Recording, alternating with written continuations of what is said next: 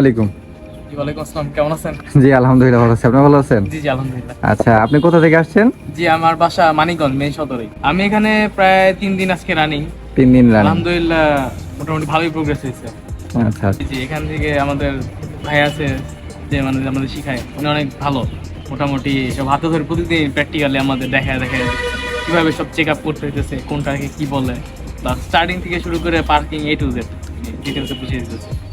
না আসলে আসার আগে তো এরকম জানতাম না, একটা কনফিউশন তো ছিল। হ্যাঁ বাট আপাতত আসার পরে আই এম স্যাটিসফাইড বলতে গেলে।